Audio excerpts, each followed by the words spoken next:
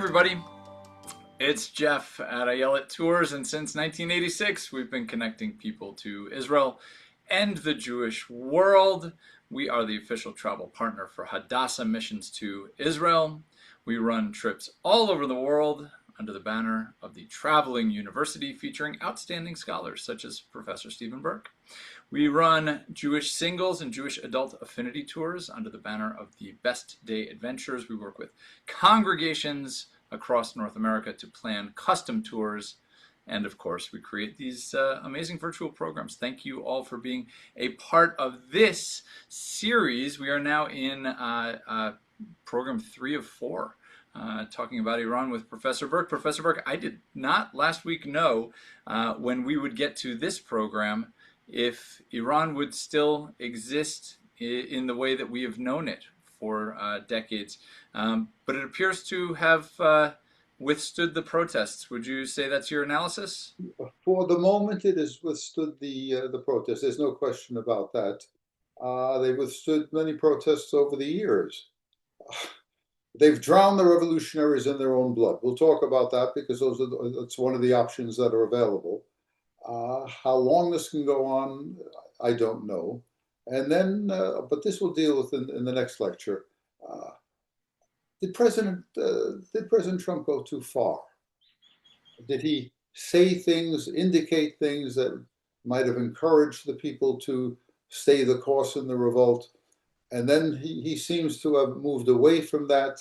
And we hear some talk in Iran that Trump betrayed us and so on.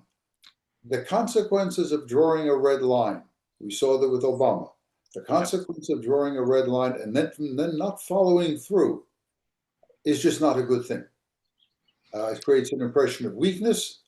And for those who rallied to the cause, they in fact may sense a feeling of betrayal. And that too is not a good thing. So we'll have to see this thing. As Yogi Berra used to say, it's not over until it's over, Jeffrey. So we will see what will happen. It ain't over till it's over, but it's certainly timely that we're having this this conversation, this history.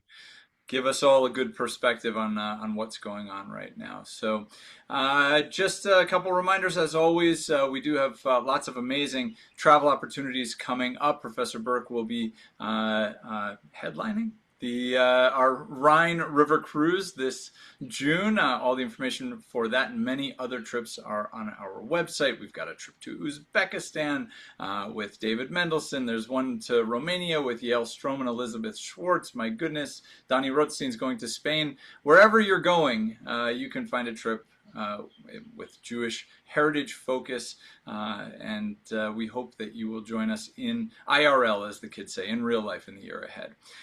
This is a recorded program. If you need access to the recording link, you can get that through email by emailing my colleague Lisa at elicit.com.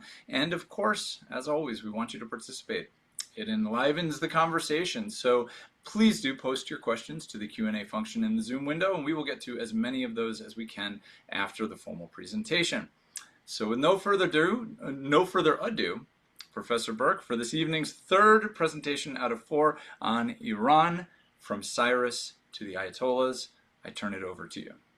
Thank you, Jeffrey, and thank you all, my friends, for joining us, whether it's in the afternoon by you or in the evening, as it is by us. I left you the last time talking about this crisis that was experienced by the young Shah, Mohammad Reza Khan Pahlavi. And remember, we spoke about the crisis surrounding Mossadegh, the prime minister. And I told you, and I think this is paradigmatic. How many times have I said to you, and I certainly say to the students in class at Union, perception is reality. The perception in Iran, and in fact in many parts of the world, including our own country, is that we engineered the overthrow, that is Kermit Roosevelt working for the CIA and others, Brits working for MI6, engineered the overthrow of a popular minister, and we threw Iran back into the hands of the autocratic Shah. I tried to tell you last week, it's not true. It simply is not true. Mossadegh was a very, very strange man. His instincts were good, but he crossed those proverbial red lines. Most important of all, and this is what the people who propagate the myth do not talk about, is that by the time the United States and Britain gets involved in this, Mossadegh was a very, very unpopular man. The Tudeh party, which in effect was the Iranian Communist Party, thought he didn't go far enough. They wanted more basic reforms. And the Shiite clergy, Ayatollah Kashani, for example, vehemently opposed him because Mossadegh was a secular man. And the middle class, they wanted participation in the political process in a meaningful way. He wasn't going to give them the right time. It was his way or the highway. That's what it came down to. And by the time we get to 1953, and the United States is intervening, the CIA and MI6 are intervening, it is not a difficult thing to overthrow Mossadegh. It really isn't. The myth is he had immense popularity. The reality is the popularity was evaporating from day to day, if not from minute to minute. What's important here is the behavior of the Shah. The Shah, in the beginning of the crisis over Mossadegh, got terribly frightened, very, very much frightened. And in fact, as the crisis heats up, the Shah takes off. He literally takes off. And he goes to Rome. He will spend 12 days in Rome. And then when Mossadegh is overthrown and things to be returning to a position of stability and security for him, he returns. In those 12 days, the Shah becomes, for want of a better expression, a changed man. He believes that concessions that he had made early on, that those concessions really were not good, that they just encouraged revolt, that the way to save himself and his dynasty was to come in guns blazing, to be a real tough guy. But also he seemed to understand the necessity of certain reforms that were important. Reform, toughness. How do you balance the two? That's what he's going to try to do. So in the period after he comes back, let's say from the middle of the 50s, in one way or another, down to 1979, we see the beginning of the White Revolution. White is the symbol of monarchy. This is not a revolution from below. This is a revolution from above. And the Shah finds himself, he may not have read de Tocqueville. Some of you took a good political science class. You know about Alexis de Tocqueville, who wrote perhaps the best analysis of the American political character. That's Democracy in America, which he wrote in the 1830s as he traveled through the United States. But de Tocqueville also wrote a book about his own country's revolution, the French Revolution, and made an interesting statement. And I suggest that you think about this, my friends, whether it applies to Iran. I think it does, but you may have different ideas.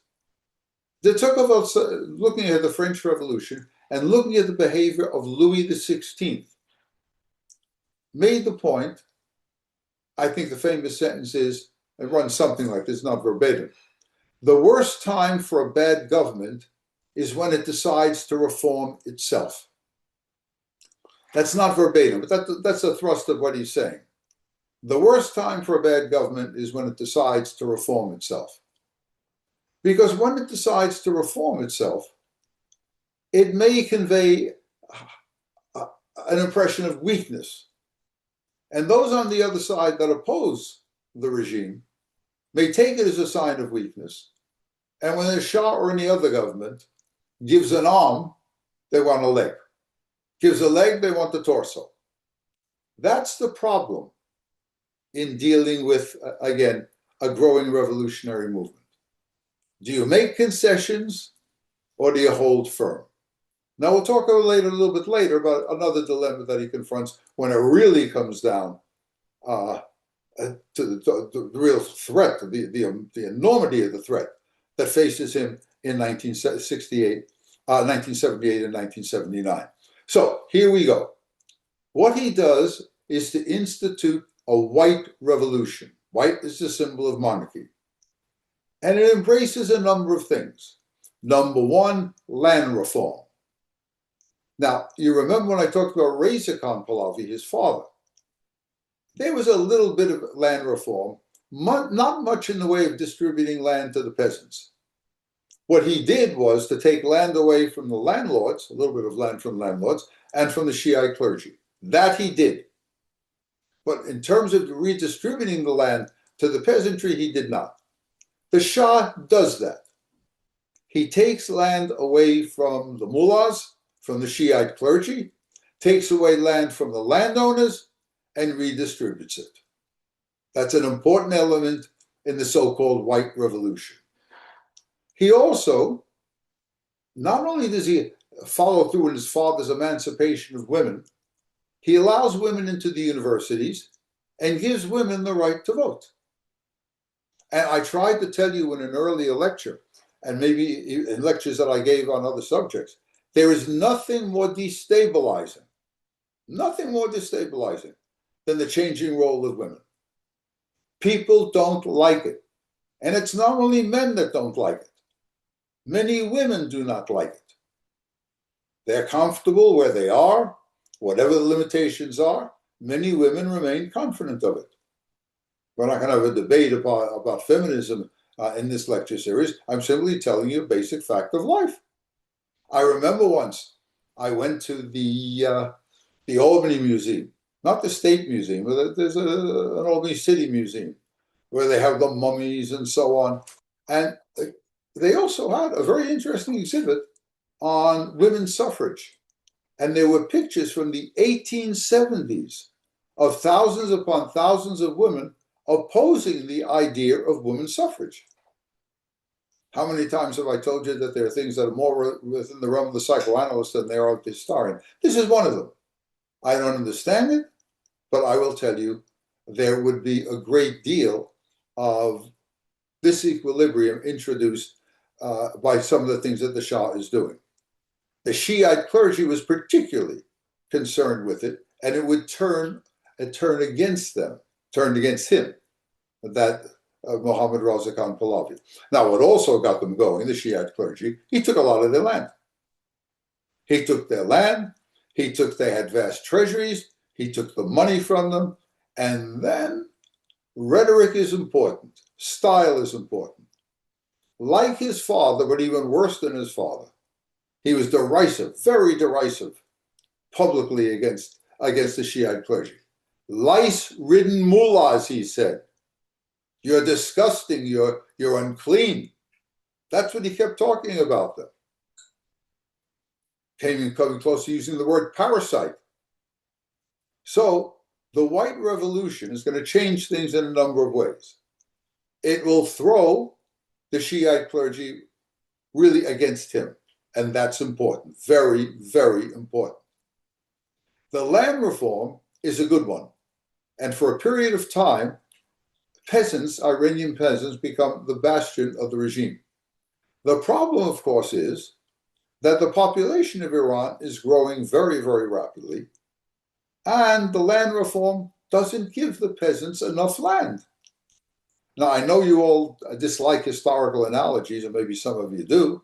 The best historical analogy that I can give you is, of course, with Russia. In 1861, the Tsar emancipated the Russian peasants. Many revolutionaries hailed this. Oh, this is a great concession, boom, boom, boom, we're on the road to modernization and to parliamentary forms of government. But in reality, the overwhelming majority of Russian peasants did not get enough land to survive. And that's what's happening in Iran. There's also the explosion of universities. A number of universities are built. Now, here you got to be good.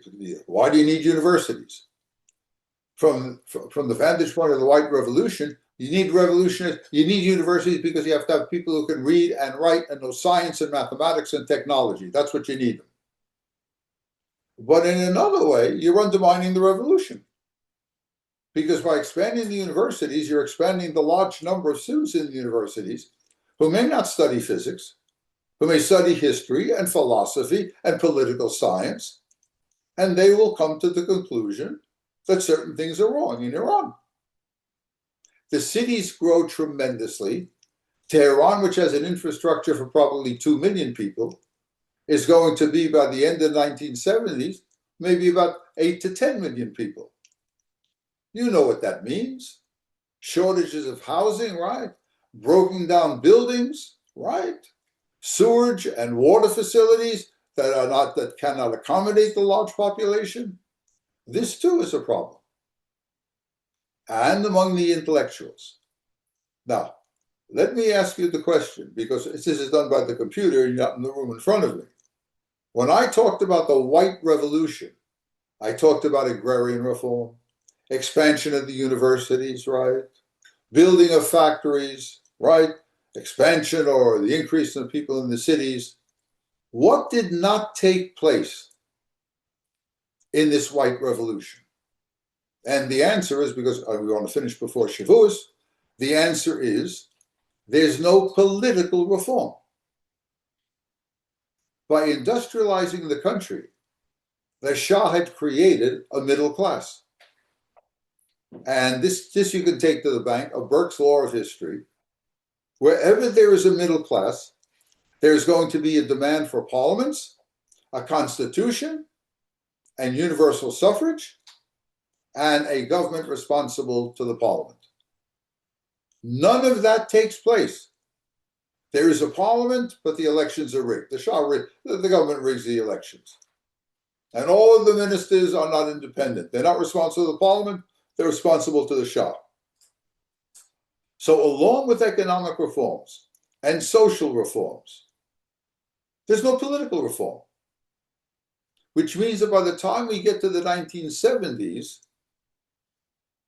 middle-class people, intellectuals who have been created by the universities, poets and sculptors and writers and journalists outside of the university structure are going to mount great criticism, increasing criticism towards the Shah's government. By the middle of the 1970s, the Shah is in political trouble. It doesn't look like that from the outside. American presidents go to visit the Shah. We pour billions of dollars of weapons into the Shah's government, into his army, and it looks as if the Shah is impregnable. But believe it or not, there was a CIA report going back into the late 60s and the early 70s, which spoke about how vulnerable the Shah's government was. That it was devoid of a good deal of popular support, the economic shortfalls, the abortive, let's say, land reform, the discontent over the women, all of these things. But our government and other governments seem to disregard this. We think the Shah is our man in the Middle East. We support him politically, militarily, and financially. And we seem to be unaware that underneath all of this, there's going to be a catastrophe, a growing catastrophe. Now, one of the interesting things that the Shah does is to play a card, a card that we are used to, but in the Shah's case, we're not the card that's being played. What I mean by this, in Europe, in Russia, and in Germany, when a government was in trouble, you can never go wrong by blaming the Jews. Never go wrong. In Russian, the expression is "Beji dov spasai Rossiyu," beat the kikes and save Russia. In Germany, it's "Die Juden unser Unglück," the Jews are our misfortune. Tsar after Tsar, and German government after German government will play the anti-Semitic card. That is not played in the regime of the Pahlavis. Reza Khan Pahlavi didn't use anti-Semitism as a weapon, nor did his son Mohammad Reza Khan Pahlavi. Now, are they Philo-Semites? The answer is probably no. What they did have was another group that is in Iran another group that was more hated than the Jews. And I remember I spoke to you about this. This is the deviant faith, the spin-off from Islam, and that's the Baha'i faith. In the 1970s, in order to send a peace branch, an olive branch, out to the Shiite clergy, the Shah begins to carry out attacks upon the Baha'is. Nobody liked the Baha'is. It was a religion that sprung from Islam, but rejected Muhammad as the greatest of prophets. It was a universalistic religion and said that all religions had good points about them, that there weren't really marked differences, and it was a peaceful religion. The antipathy of Iran to the Baha'i faith continues down to the present day. I think I mentioned this to you before. Zoroastrianism, Christianity, Judaism, and Islam are the legally recognized religions within Iran. The Baha'i faith is not. There have been pogroms against them. Women have been raped. There have been forcible, let us say, abductions of women, Baha'i women. It's not easy to be a Baha'i in Iran. So this is one of the things that the Shah is going to do to ingratiate himself with the Shiite clergy. It doesn't work. It doesn't work because of a number of things, one of which I already told you. The Shah took away a lot of their land, took a lot away of their money, and used that horrendous rhetoric, lice-ridden mullahs, all that type of thing. It was clear that the Shah, like his father, like Kemal Ataturk, really regarded Islam as a superstitious religion, as a retarding religion that was holding Iran back. Now, everything, you can get these things historically, we know. It happens all the time. You get these feelings, but something has to crystallize them. Something has to bring them together. That's why I've always said to you and to my students at Union, I've always said, never, never minimize the role of personality in history. And in Iran, we have a towering personality. That is the Ayatollah Khomeini. Khomeini was really, unlike his successor, the Ayatollah was a very, very gifted theologian. He was very adept in administering Islamic law. He was a man of considerable gifts. We may not like him, but he was a man of considerable gifts. And what is going to happen here is very interesting. The Ayatollah will begin to speak out in Iran against the Shah. He doesn't call for an overthrow of the Shah, but he uses interesting words. One of them is, translated from the Farsi, the Westoxication of Iran. The Westoxication of Iran. We're losing our culture, he said. We're losing our identity. Now, he doesn't say that the Shah is a horror for the United States, but he's coming close to saying that. He never says that, but he's coming close to saying it. So that's an issue. These are the intangible things in history. The Torah is right. Man does not live by bread alone. It's not enough that you give people more material goods or more food. If their identity, as they perceive it, is being corrupted, if they're losing their Iranianness, the Iranian culture, that's something. The Disneyfication of Iran. Mickey Mouse is coming to Iran. Is that consistent with traditional Islam? The answer is, as the Ayatollah says, it is no, it is not. And then he fastens on some of the foreign policy. Now here we come to something else. In the aftermath of the creation of the State of Israel, Ben-Gurion reached out. This is the idea of the concentric circles. Ben-Gurion said to the Israelis, we have to leapfrog over that initial circle that we're in. We are surrounded by Arab countries. We are surrounded by them.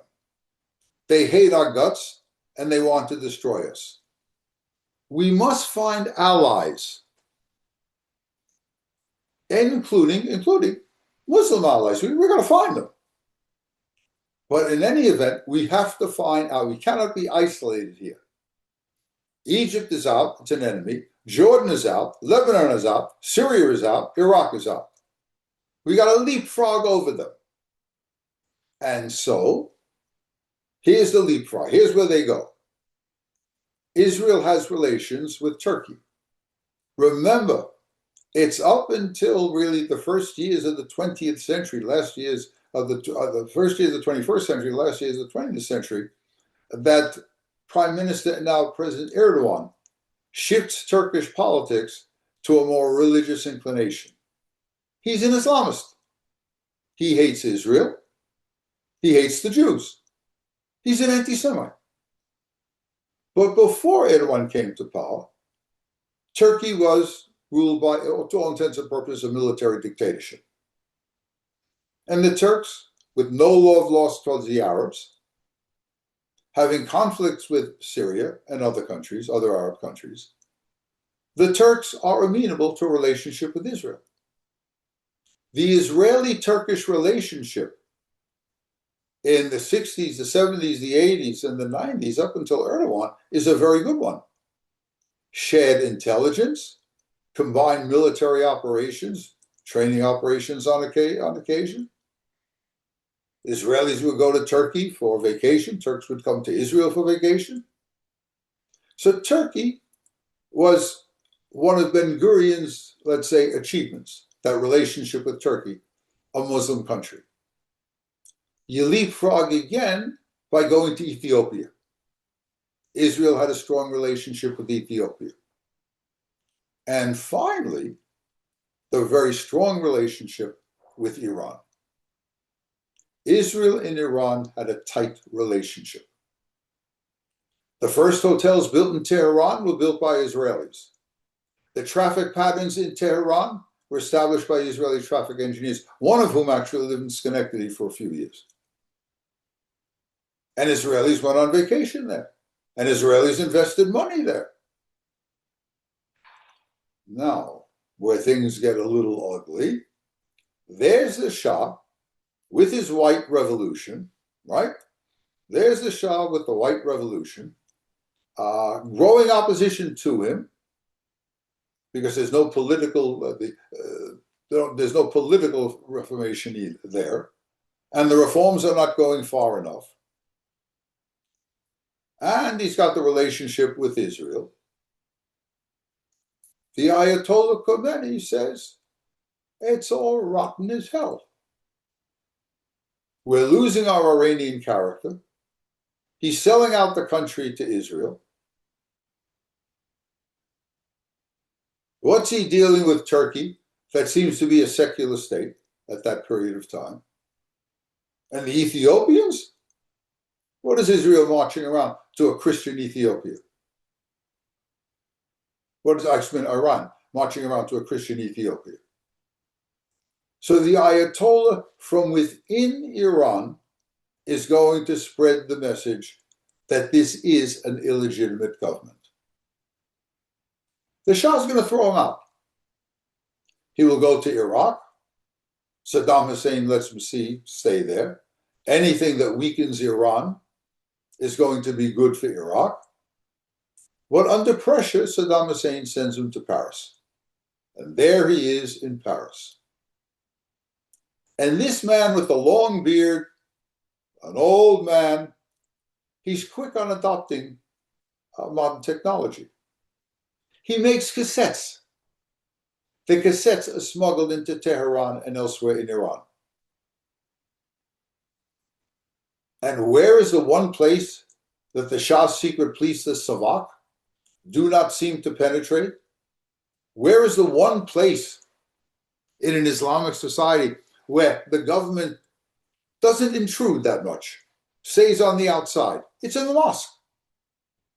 Disciples of the Ayatollah Khomeini are going to go into the mosques, give the cassettes, give the tapes, and speak in behalf of the Ayatollah Khomeini. From outside the country, the Ayatollah is sowing discontent, and he will reap the harvest of a revolution. So here we are now. There are revolts against the Shah. The Shah is putting them down in the 1960s and in the 1970s. And they're bloody. These are not bloodless demonstrations. They're outright bloody. And each time the Shah is resorting to bloodshed, his position is going to be weakened. The city of Qom, Qom, that's a seminary city, and that's the city where the seminarians and the Shiite clergy become increasingly radicalized. They're waiting for their savior, and their savior is going to come to them from Paris. Before he arrives, let's talk about a number of things. Here is the most important. This is the third lecture. And you remember from the very first lecture, I had said to you that the Shiite clergy historically did not play a role in government. They did not administer the country. They administered to the faithful, the Ummah. Ummah is a just general Muslim population. They catered and they dealt with the Ummah. That's what they did. And if the Shah passed a piece of legislation that they thought was un-Islamic, they would make themselves heard. But now in exile, this may be one of the most important things I'll tell you in this whole series. In exile, the Ayatollah Khomeini now comes up with a theological flip. That is, he's going to flip Shiite Islam on its head. Again, forgive me for repeating myself. The Shiite clergy historically had played no role in government. Its essential position was, we cater to the Ummah, we make ourselves felt or express ourselves when there is an un-Islamic act by the Shah. Remember, that's what they did when one of the Qajar Shahs gave the tobacco monopoly to Great Britain. The Shiite clergy was opposed to this. But in exile, the Ayatollah Khomeini makes a tremendous, an earth-shaking change in Shiite theology. He now says that from the Shiite clergy, there can come a man, the jurisconsultant is the English translation, or the guardian of the faith in the country. The Ayatollah Khomeini is now saying that the Shiite clergy can rule Iran. The Shiite clergy can now transform Iran into a theocracy. And from the Shiite clergy, it is proposed in theory, a distinguished man can come that can be the ruler of Iran. Never before, I don't want to lose you here, never before had any Shiite clergyman taken power. Always again for the umpteenth time. Cater to the Ummah, to the masses, help them pray. Check a government if it implements or promulgates anti-Islamic law. But never taking power. Now, he proposes that someone can come and take power and rule Iran after the Shah is overthrown. By the time we get to the end of the 70s, the very end of the 70s, there's a phalanx of opposition that is opposed to the Shah. The Shiite clergy, for sure. And the peasants who in the beginning welcomed the reform. It's not enough land for them. Not enough. The middle class, Where was the parliament? Where was the constitution? Where was their right to vote? Where was the principle of parliamentary responsibility? It's not there. The middle class is opposed. The peasants are opposed. The Shiite clergy is opposed. The bazaris, the people in the bazaars, they're opposed. Cheap American European goods are coming in. They're cheaper and they're probably better made than that which is made in the bazaar. So the bazaris are opposed. Almost every aspect of Iranian society is opposed to the Shah. And what exacerbates the situation is the Shah has the Savak. The Savak, S-A-V-A-K, the Savak, it's an acronym. The Savak had been created in 1957.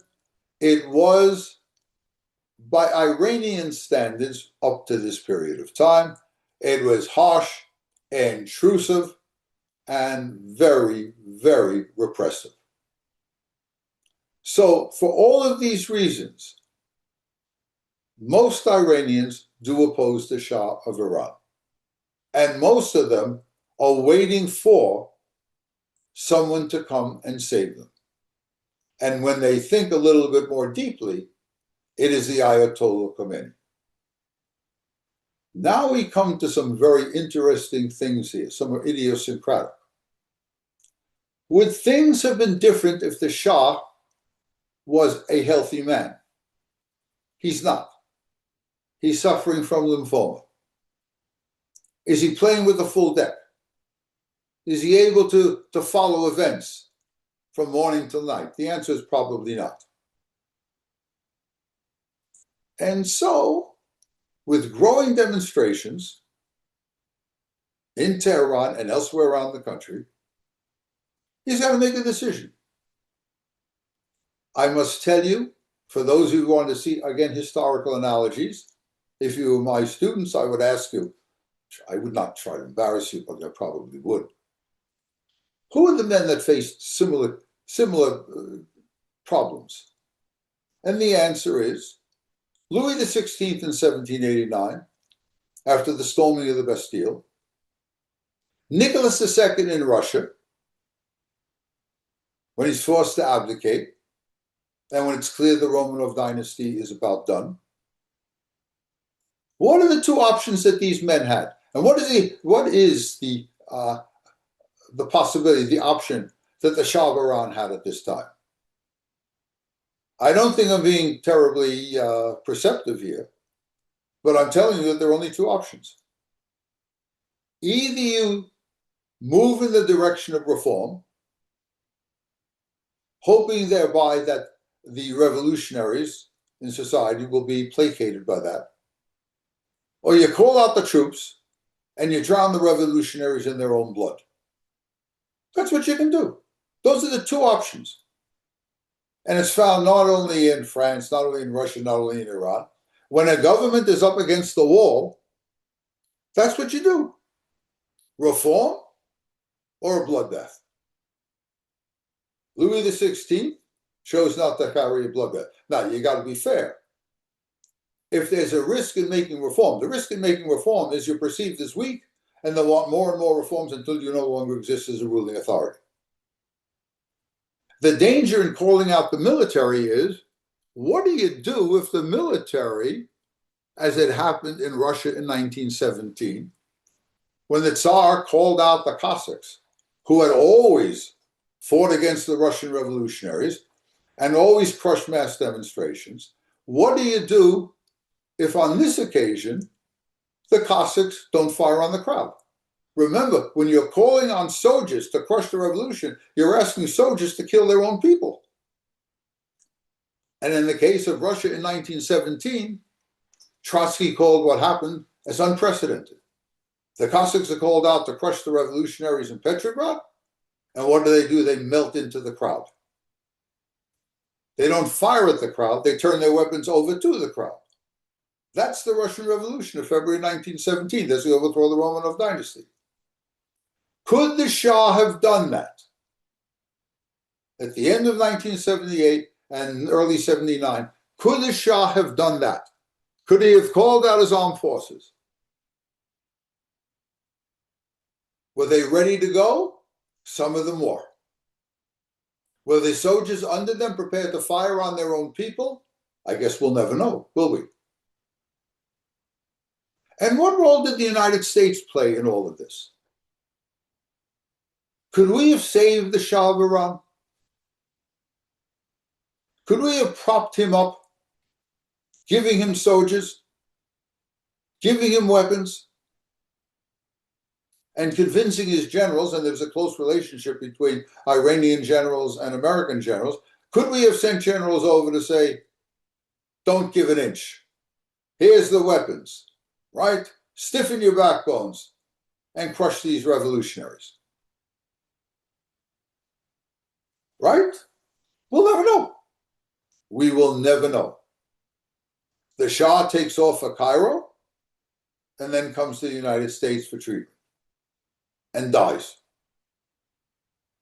The generals following the Shah's lead have a question that they have to face.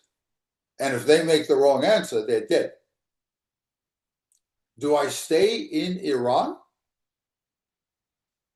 and hope to, let's say, the new government under the Ayatollah Khomeini form an army? Surely the Ayatollah will want to use the basic infrastructure of the Iranian army in order to defend Iran. He's not going to jettison all these generals and so on. The army will be leaderless. That's the wrong choice, because the generals are going to be executed. There's going to be a bloodbath carried out by the Ayatollah Khomeini and his supporters. As far as the general Iranian population was concerned, they don't know what they're getting.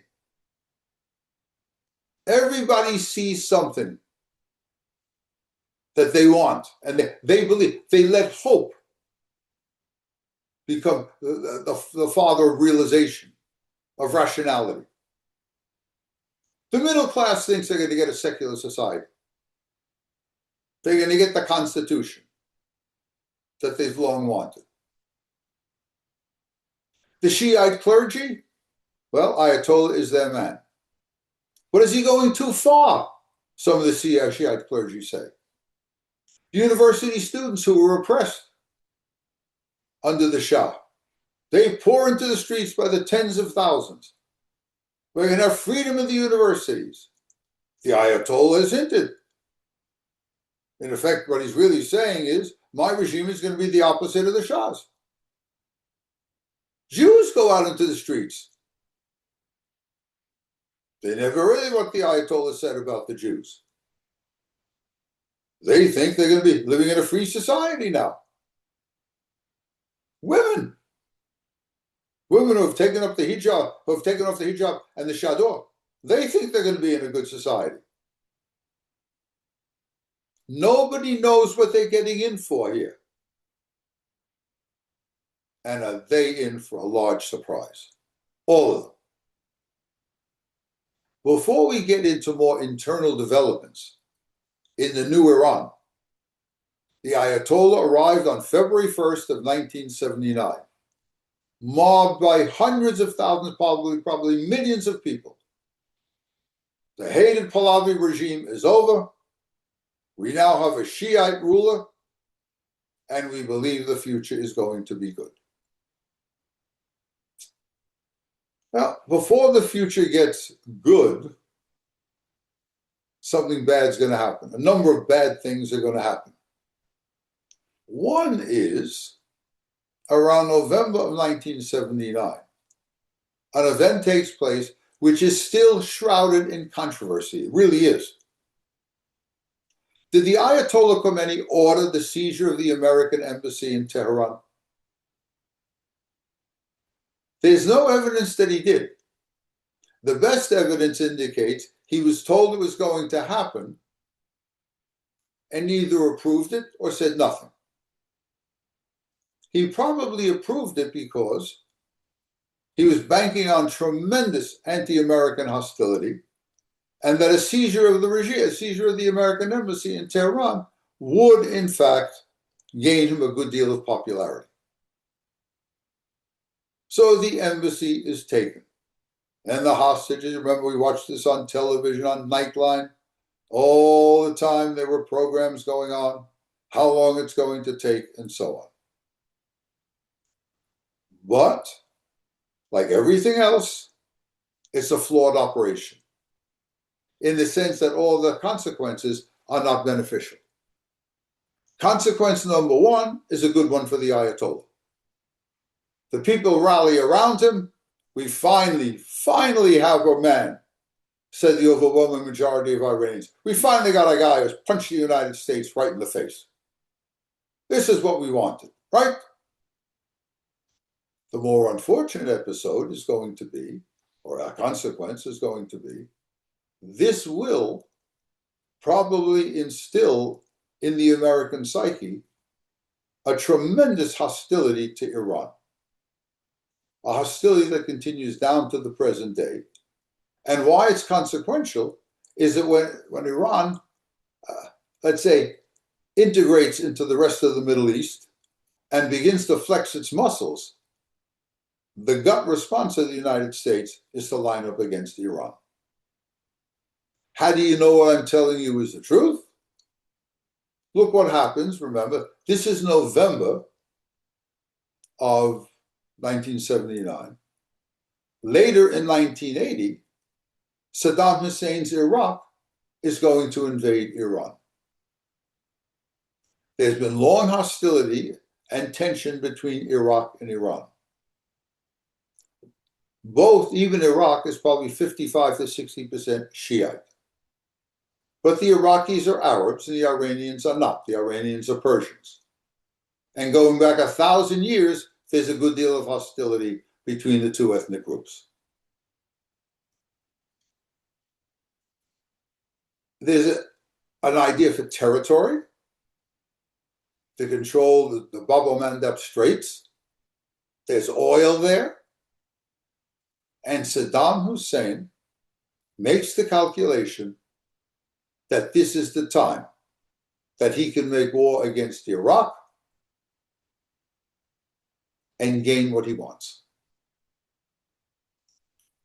So he does.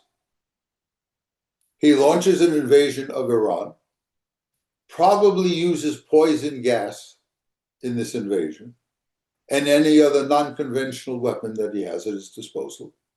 And he invades. And he does well. The Iraqi forces do well despite the tremendous disparity in population. Iran has a much larger population. But the Ayatollah Khomeini is able to rally the troops. And within a year, Iraqi troops are thrown out of Iran, and the Iranians cross into Iranian territory. What this does is to harden the Ayatollah's revolution. In the midst of a war, which is really bloody, cities are bombed, hundreds of thousands of soldiers are killed. Are you surprised when I tell you that there's a radicalization of the regime, of the Ayatollah's regime? And now he's going to crack down on any manifestation of opposition. Thousands are arrested and thousands more are executed. It's a crucible, this war against Iraq. And the United States, given what happened, again, the seizure of the embassy, you don't have to be Sigmund Freud to figure out that in the war between Iraq and Iran, the United States is going to supply Iraq, not so much with weapons, but with information. That's important. Very, very important. And so one of the consequences is Iraq will hold on. The Iranians are on the offensive. The Iraqis are going to hold on, supported by American weapons and American money and American intelligence. The antipathy of the Iranians to the United States, great to begin with, is going to even get greater. And in the midst of all of this, an American presidency, an American president, to be most precise, is going to find himself losing an election. Remember, for those of you who are old enough, we watched it on television, we saw the films on television, and we saw on Nightline, right? In April of 1980, President Jimmy Carter is going to launch a rescue operation. It's a noble idea, but it is, as they would say, a bridge too far. Planes crash into each other, Americans die, it's a fiasco, and Jimmy Carter is going to lose the election to Ronald Reagan. It is as simple as that. Now, I'm going to end the lecture here, but let me tell you what's coming. What's coming are two important things. The Ayatollah is going to put Iranian society into a straitjacket. He will create new institutions, all of which are loyal to him, which will control all vestiges of Iranian society. He will crack down politically, intellectually, in ways that make the Savak look like pussycats. And for the world, we now have a messianic government. A government that wants to go beyond Iran. A government that wants to create what comes to be known as a Shiite arc. A government that wants to subvert all of the Sunni governments in the Middle East, and a government that has pledged to destroy the Jewish state of Israel. A digital clock will be built in Tehran, counting down from the year 2040, believing the assumption is that sometime between now and 2040, Israel will be destroyed. The Ayatollah's Iran has now become vehemently anti-Semitic, vehemently anti-Israeli, vehemently in support of revolution everywhere, and vehemently hostile to the United States of America.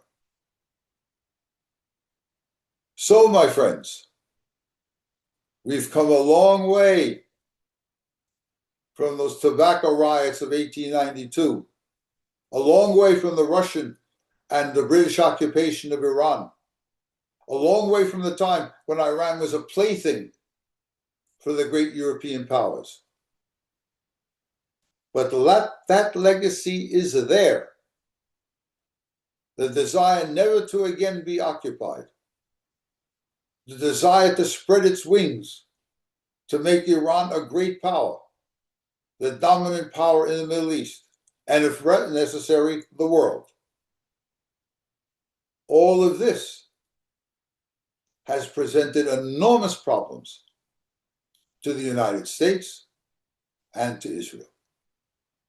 And even dull Europeans who never looked to Iran as a factor in their foreign policy now have to reckon with a powerful, messianic, and expansionist Iran. As every American policymaker must know, today the Iranian government possesses missiles that can reach 2,500 miles. If those missile factories continue to progress, we will see missiles that are capable of reaching 5,000 miles, which brings the borders of the United States into view. There are you could say, three great problems that our country is going to confront as we move into the remainder of the 21st century. One is Russia. Russia will always be a problem. China is going to be a problem, and so too will be Iran. what the Ayatollah is going to do in Iran after coming to power, how he's going to spread that revolution beyond the borders of Iran. What has the United States done to counter an aggressive Iran? And where are we at the present moment? How do you support hundreds of thousands, not millions of Iranians who are going out into the streets, confronting a very, very repressive and bloodthirsty government? Do you put boots on the ground? Is that what you do? Do you bring about targeted assassinations? Is that what you do? Do you pick up the sanctions, escalate them very, very dramatically? I don't know what the answer is. I really don't know. But make no mistake, my friends, Iran is a threat to not only Israel, our American allies in the Middle East, and ultimately to the United States of America. I don't want to scare you, but I will. There's a film that came out many, many years ago. The film was directed by a former student of mine, Phil Robinson. It's adapted from a book. My wife says I should never show it to the students. Sometimes I do. The book was entitled, the film is not, The Sum of All Fears, in which someone managed to sneak in an atomic bomb on a ship coming into one of the American ports on the Northeast coast. That's what you worry about. Do you worry about China and Taiwan in 2027? You worry about where Putin is going to go if he has the capacity to do so after Ukraine? And then one has to ask the question, bombing or no bombing? Israel bombed Iran. President Trump bombed Iran. Have we set them back to the point where they cannot build a nuclear weapon? Have we convinced them by the bombings that it was the height of folly for them to pursue a nuclear weapon? If the answer is yes to all of these, then you can rest easily. If the answer is no, that they still possess an industrial and technological infrastructure to create a nuclear weapon, then all bets are off. So in addition to everything I told you that we're going to talk about next week, we'll talk about what should be the proper American policy towards Iran. All right, my friends, gave you a lot of history. I hope I gave you something to think about. Be well. And read and read and read. There is no substitution, no substitute for reading. And now there's a good literature on Iran. All right, Jeffrey, let's get going. You're scaring people, Professor Berk. Oh my goodness, there are no shortage of things to be worried about in this a difficult, tumultuous time that we live in. But hopefully, knowing a little bit more about the past and the times that the world has lived through before gives us a little bit more perspective. So Here's a little thank bit you. of hope. And we all have our problems, Jeffrey, as you know from the beginning of the show.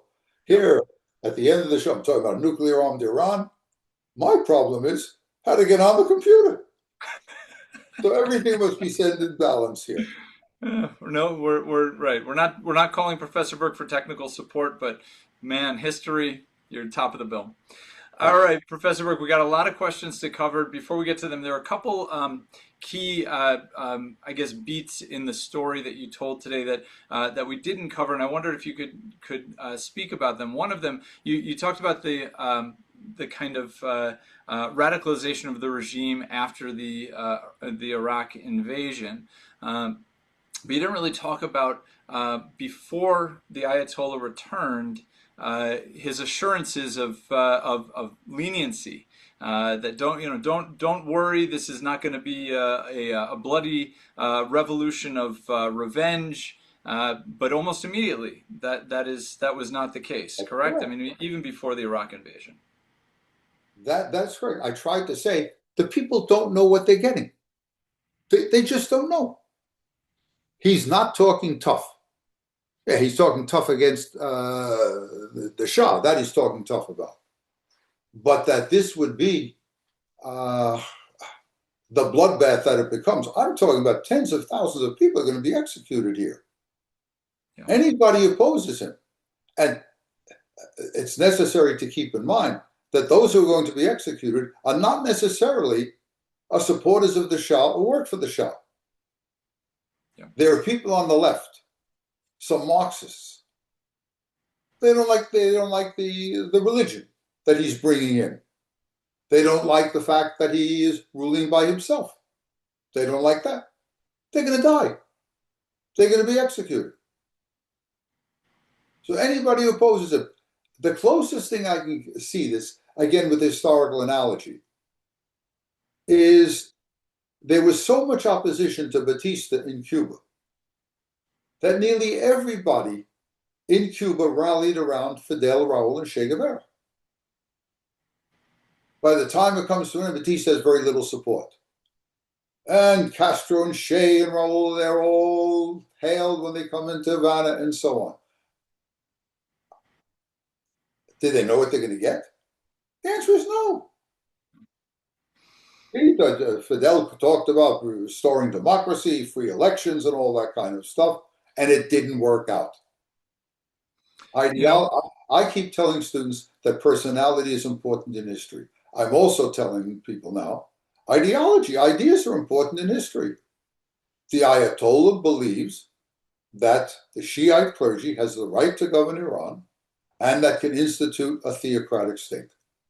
And that it is incumbent upon this new theocratic state to spread its wings and move into the Middle East and to destroy, above all, the state of Israel. Go ahead, Jeffrey. I didn't mean to prolong. no. There's a lot to cover. So I'm curious. You spoke about asking us the question as though we were students in terms of historical parallels, and in terms of this sort of line of economic grievance leading to reform and ultimately revolution. I was curious if any of your students ever bring up the American Revolution as any sort of a parallel, not in result, but in what came before. The answer is yes, but the students don't know very much about all of these revolutions. And so I'm not being sarcastic. They just don't know. Uh, there probably was more support. Now, this is a risk on my part. There's probably more support for the overthrow of Batista in Cuba and for the overthrow of the Shah in Iran than for the overthrow of British rule in North America. History's funny. All right, one more thing. We've got lots of questions coming in, and of course, a reminder to everybody: please do post your questions in the Q&A. We'll get to as many as we can. There was one more beat that I said that we didn't touch upon that I was curious if you could just mention. I think one of the things, at least in my very limited research, that kind of fomented this resentment for the Shah was the 2500th celebration of the Persian Empire in the early 70s. Did you want to talk about that at all? Yeah, remember the Shah as his father glorified the pre-Islamic past, which in Islam is considered to be a time when nothing was done, it was a bad time, and so on.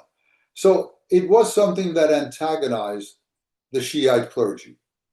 And then for many Iranians, it was, of course, an enormous expense. Why are you spending it on this time? But I'm not sure that it's a nail in the coffin of the Pahlavi dynasty. It certainly doesn't help them. Although the prestige, because American presidents and American politicians go there, it gives the Shah a certain amount of prestige. But a lot of resentment among the populace. Okay, let's start to turn to these very good questions that are coming in. We'll start with one of our regulars. John Winiger writes in. John. John writes, Jimmy Carter was an ineffective president, and it was in the best interests of Iran not to interfere with his reelection. Why did Iran engage in activities that would get Reagan elected and get the hostages released right after Carter lost? Oy,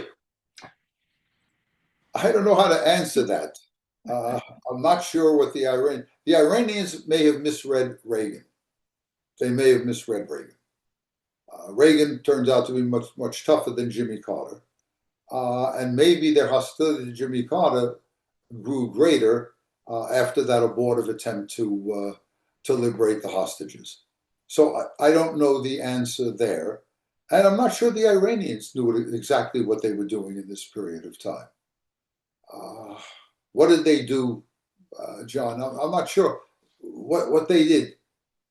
They that to subvert Carter's attempt to become renew the presidency. I'm not sure what they did. If anything, they they may have thought, this all speculation. They may have thought, don't give the hostages back to Carter. As a goodwill gesture, we'll give them back to Reagan.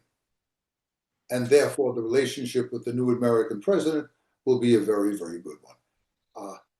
To put yourself in the minds of dictators, or of anybody else for that matter, is a very tricky thing to do. All right. Sean's question is a good one. It's a good one, yeah. All right, from Rabbi Rebecca Benoff. Rabbi Benoff writes in, can you speak more about the Jews living in Iran during the time period of the Shah and the revolution? Specifically, were they usually in one of the classes that you mentioned? Were they more insular and separate? Did they generally have similar or positive views of the Shah's government? By the time we get to the end of the 1970s, the rate in the city of Tehran, where most of the Jews lived, the rate of assimilation was great. And so Jews turned out in demonstrations against the Shah. Although the Shah had followed his father's policy and completed the integration of Jews and the emancipation of Jews in Iran. But they saw him as a repressive ruler, someone that was bad for Iran. And remember, when you were assimilated, then the issue is, how much of an Iranian are you? How much of a Jew are you? And so the Iranian side of you is going to support the Ayatollah. He's coming in. And remember, nobody read the Ayatollah. Only the Shiite clergy read the Ayatollah. They didn't read what the Ayatollah said about Israel, that it's a cancer, has to be destroyed, that the Jews are a conspiratorial people. That's what the Shah is, that's what the Ayatollah Khomeini is saying. And I just don't know how many Jews read that, how many Jews were aware of that. Remember, we are talking about, in a country which at that time probably had 70 million people, the total number of Jews is probably 120,000. That's 120,000 out of about 70 to 80 million people. They are assimilated. They are doing well. This is, for the most part, a middle-class community. They want representation. That's their Iranian side. They want representation. And they don't have an idea that the coming of the Ayatollah Khomeini is going to lead for a difficult situation for Jews or for the state of Israel. Professor Berk, that's what happens. Ignorance is not bliss. It really isn't. That's what happens when you don't know, because you haven't read the stuff. You don't know what a man stands for. So, Professor Berk, I'm just curious. You talked a little bit about the overt anti-Semitism of the Ayatollah. Is there any sense of kind of the origin story of where that came from, as opposed to we've spoken several times about kind of this, I guess, discrimination against the Baha'i, but his focus was very much on the Jews and anti-Semitism. Do we know kind of, as a young man, the roots of that at all? The roots are always to be found in classical Islam, where the Jews are Dehimis. They are protected people, but their religion and the religion is inferior. It's a legitimate religion, but inferior. The Jews were given a divinely revealed book, and they distorted it. How did they distort? I think we went over this once before. The Jews use anthropomorphisms in the Torah. God has given human features and so on. And Islam, in the Quran, it says that the Jews killed the prophets. In other words, in classical history or in the period before the 20th century, nobody's going to use the term that I'm using now. A Dehimi was a second-class citizen. And the idea that Dehimis, in this case the Jews, Christians are also Dehimis. In the case that a Dehimi people should rule over Muslims, should rule over Palestinians, should rule over Islamic holy places, absolutely inconceivable. And then the linkage between Jews and the United States, that's a problem. If the United States is the great Satan, then and Israel is closely related to it, boom, then you can have no good relationship to Israel. But there is a visceral as well as an intellectual hostility towards Israel in the Ayatollah Khomeini and in the Islamic Republic. All right, we've got several current event questions. Before we turn to those, just a couple more about the time period we covered today. One anonymous attendee would like to know, would you say that the middle class after the Shah's fall had the most to lose? And they note that they know several Iranian families who came to their community around that time. It's hard to say who has the most to lose. Could you make the case that Iranian women had the most to lose? They're thrown out of the universities, thrown out of many jobs, right? Forced to wear distinctive clothing and so on. You could say that they were losers. But the middle class does lose. Any attempt to get participation in the political process goes by the wayside.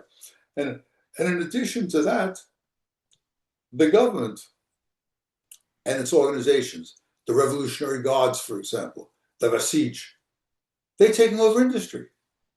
They take over the banks. They're as corrupt as can be. The large bank fell, and it is believed that that failure of that bank was one of the triggers for the demonstrations. And the banks fail because the Ayatollah's government gives the banks to its favorites, its cronies, who in turn take the deposits that are given to the bank and then lend them out to their cronies who are closely attached to the regime to build various enterprises that fail, and the bank and the depositors are on the hook. All right, let's one more, then we'll move into modern time questions, current events. Can you speak a little bit about the Canadian involvement in the release of the hostages in Iran? The film that we saw, what was the name of that film, Jared? It was a very Argo? Argo. So Yeah, yeah. the real hero was the Canadian. It was the Canadian diplomat that sheltered them and so on. So the Canadian involvement is a very, very good one. This particular Canadian probably played the major role in saving those people who escaped from the embassy. Yeah.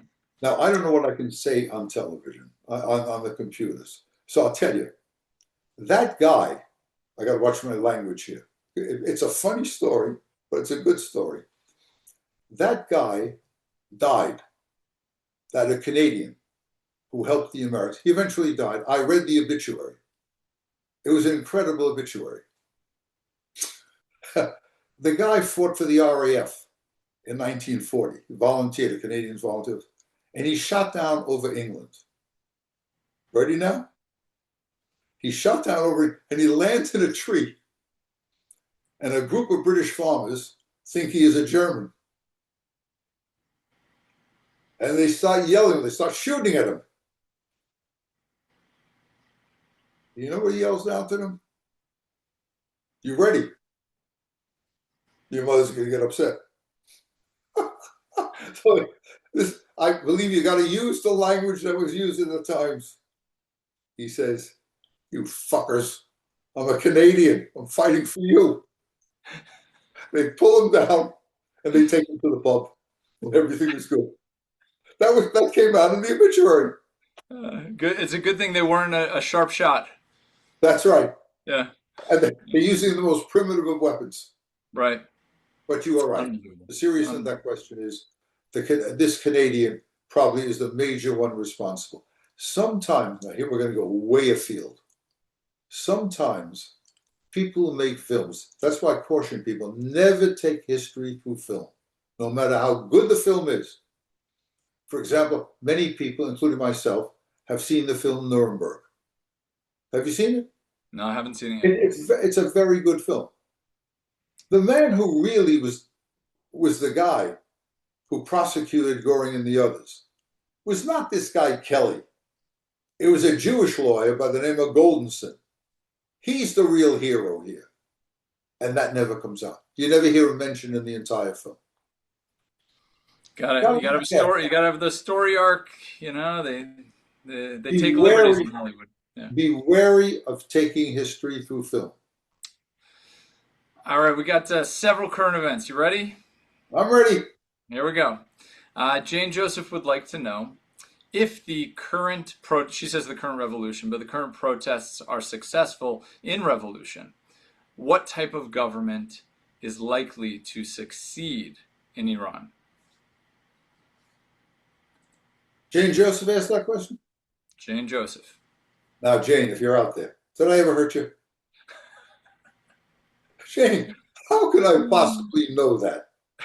I told you many times, I'm a historian. If I get the past right, or someone put it, always tell them, Prof, you're a prof, not a prophet. That's what I am. It's likely that there will be another government, even probably an Ayatollah, and he will be different from the Ayatollah Khomeini. Remember, the first Ayatollah is Khomeini. The second one now is Khomeini. I think this man, Khomeini, is so rigid, so caught up in his own ideas, his own worldview, that the people who follow him are going to see the mistakes that he made. Iran is suffering terribly. Iranians are suffering terribly. I think we will see not a real rapprochement between Iran and the United States, but I think we will see, let us say, a diminution of the hostility both to the United States and to Israel. If only because it's axiomatic in the Middle East. The road to Washington runs through Tel Aviv and Jerusalem, which means if you want to get something good from the United States, you got to do something good with the Israelis. So the question, Jane, is a very good one. It's the question that's being asked in the White House and in the Pentagon and in the State Department. No one really knows. No one really knows. And that's always the argument, you should know, against trying to bring about regime change, because you don't know what you're going to do. You may get something that's worse. And that's possibly why President Trump backpedaled on direct involvement at this time. All right. You talked about Israel. We've got a question about Israel. Judy Mizrahi would like to know, can we assume Israel will not let Iran have nuclear capability? Judy, again, another good question. On the basis of what happened, the answer is yes. We can assume that. Netanyahu attacked Iran in order to prevent it getting a nuclear weapon. He was the first one to sound the alarm against Iran going back 30 years. If he remains in power, I think he will bomb Iran again. If he perceives, if the Mossad tells him that they're hell-bent on getting a nuclear weapon and they think Mossad says that they will use it, he will attack. But the thing to keep in mind here is that Israel is probably the most powerful country in the Middle East. But it is only a country of 10 million people And of the 10 million, only 7 million are Jews. It is very much dependent on the United States. If an American president tells the Israelis, our intelligence says you're wrong, they're not building a nuclear weapon, and they're not going to use it. And we don't want you to launch a preemptive strike. I'm not sure Netanyahu or any other Israeli government can defy the United States, given And the dependency. it's Professor Berk, isn't that why it took so long to get to the point where Israel actually attacked? They needed the green light from the U.S. That's right. That's right.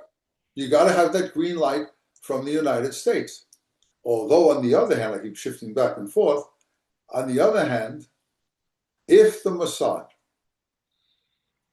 has concrete evidence, irrevocable evidence, I mean, not irrevocable, but unchallenged evidence that Iran is close to having a bomb, and the best assessment of the Mossad is they will use it against us once they get it, then an Israeli prime minister may, in fact, defy the United States and act. All right, Professor Berk, we'll start to wrap up. A couple more questions here. One from Sander Glatt, who writes in, why is Sunni Saudi Arabia playing games with Iran? No further context, so you're going to have to take that question as it is. Why is Sunni Saudi Arabia playing games with Iran? Because geopolitically, or from a geographic standpoint, they're not far from Iran. And the Iranians outnumber them probably 4-1 in terms of population. Whether you're Sunni or Shiite in the Middle East and you're close to Iran, you got to cozy up to Iran. It's a basic, simple fact of life. Just like Kuwait and Qatar and the United Arab Emirates, you may look to the United States, but in the end, Iran is your neighbor. You got to deal with Iran. When it becomes clear, again, they're all balanced, they're hedging their bets. You cozy up to Iran up to a point, but you buy weapons from the United States, and you want an agreement with the United States that the United States will intervene if Iran attacks. So it's a balancing act. That's what these countries are doing. I'm not waffling on this. That's the best answer I can give you. You're close to Iran. Iran is more powerful than you. Can you really count on the United States to come to your aid? But you don't know. You just don't know. How much of the actions, the American actions in the Middle East, do you think is really dependent on whether you say oil or mineral resources, however you want to say it, what's in the ground? The oil. We're living in a time where we've got actions in Venezuela. Maybe we're going to take over Greenland. It's pretty obvious it has to do with mineral resources. How much of our policy as a country has to do with that in Iran? I don't think Iranian oil is the issue for us. I'm among those who believe that politics is more important than economics. There are people who say that economics determines politics. I believe politics very often determines economics. The issue with Iran is it's a renegade country. It's a country that has exported revolution and violence and terrorism all over the Middle East. It is a country that wants to build a nuclear weapon, and if it is able to do so, will do so. These are the issues, not Iranian oil. All right, I think we've covered a lot of ground here, and we've got one more session, so we'll call it there. Everyone out there, thank you for your excellent questions. They help enhance the program greatly. Professor Berk, as always, thank you for your insight. We'll all look forward to next week for the exciting conclusion. We'll find out how we wrap this all up in a time when, of course, there's still quite a bit of tumult going on over there. But I look forward to you taking us up through the present day. Until then, I'll wish everyone out there a good week, good health. We'll be together next week, same time, same place, same link. Until then, shalom. Shalom uvracha, my friends. I hope you have a good week. I hope I haven't scared you too much. I'm an optimist. It will work out.